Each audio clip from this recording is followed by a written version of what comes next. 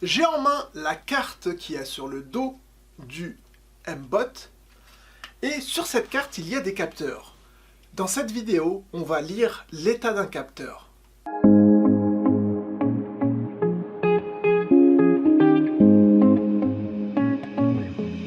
Le MBOT dispose de plusieurs capteurs. Ces capteurs sont soit externes, ce sont des modules que l'on va ajouter sur le MBOT, comme le capteur ici d'obstacle, le capteur suiveur de ligne, ou soit internes, ils sont directement soudés sur la carte. Nous allons ici découvrir les deux types de capteurs. Le capteur de luminosité, qui est solidaire de la carte, et les deux capteurs externes. Alors, quelles sont les briques à utiliser? Dans la catégorie pilotage, nous avons ici toute une panoplie de briques et nous allons nous intéresser à trois briques en particulier. Pour la luminosité, il y a la brique ici, luminosité mesurée sur le capteur. Concernant le détecteur d'obstacles, nous allons ici nous intéresser à la distance mesurée par le capteur ultrason, qui est sur le port 3 par défaut.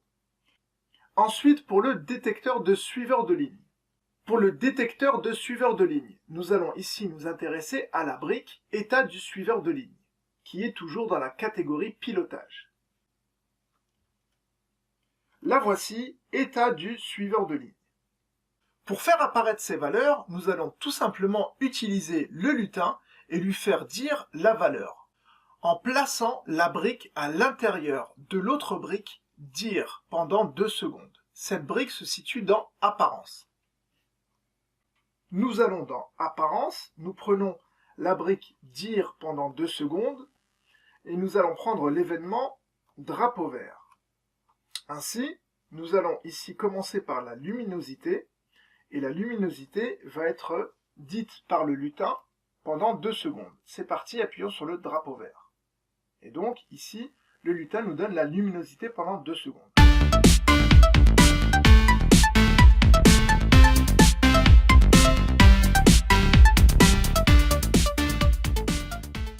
Pour avoir une mesure continue, nous devons répéter cette acquisition de mesure par le capteur à travers la brique luminosité mesurée par le capteur, et ceci se fait grâce à une boucle répétée indéfiniment, que l'on va trouver dans la catégorie contrôle.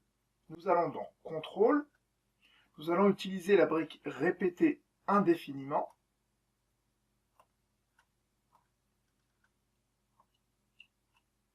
ainsi nous avons un programme qui va nous permettre d'acquérir la mesure de la luminosité à travers le capteur.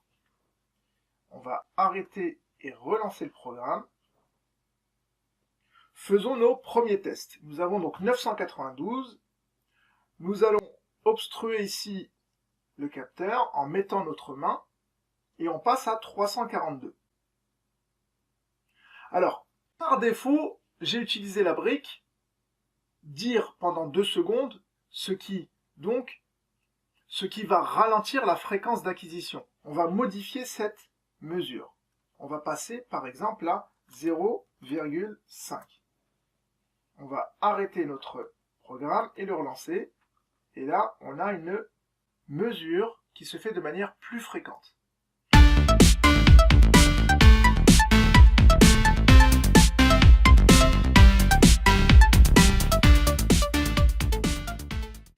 Continuons maintenant avec le capteur de suiveur de ligne. On va donc remplacer la brique. On va utiliser l'état du suiveur de ligne. On va arrêter notre programme et nous allons relancer le programme. Donc nous avons ici différentes mesures. Nous allons essayer de comprendre à quoi elles correspondent. Donc on voit que nous avons 4 valeurs. 0, 1, 2 et 3. À quoi correspondent ces valeurs? Déjà, si on reprend la brique, il y a marqué état du suiveur de ligne sur le port 2. Effectivement, le suiveur de ligne, et on l'a vu pendant le montage, est branché sur le port 2. Donc lorsque l'on regarde ici, on est bien sur le port 2. Ensuite, ici, en fait, on a 4 cas possibles.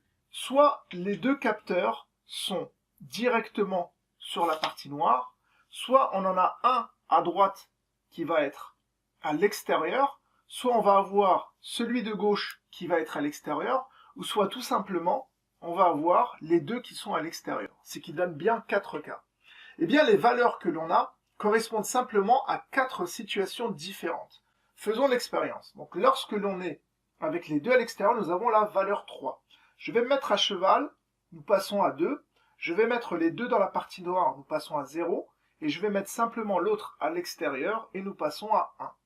Donc voilà pour le capteur suiveur de ligne.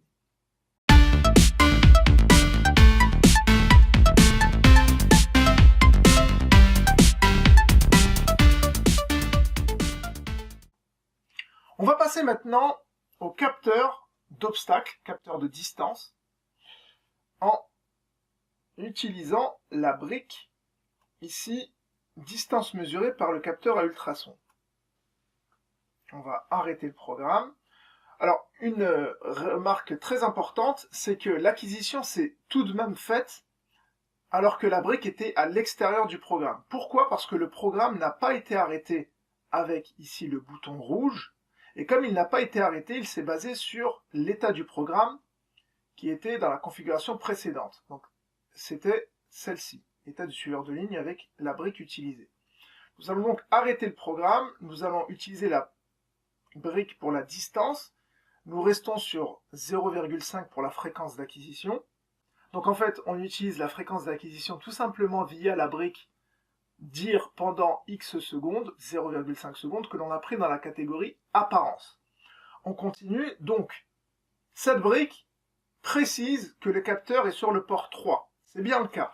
On a bien branché lors du montage le capteur de distance, le capteur d'obstacle, sur le port 3, juste ici, avec le câble RJ25. Alors c'est parti pour la mesure. On va lancer le programme.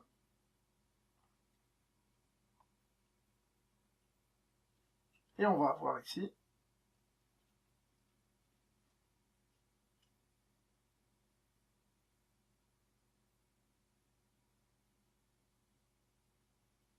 une valeur qui est erronée.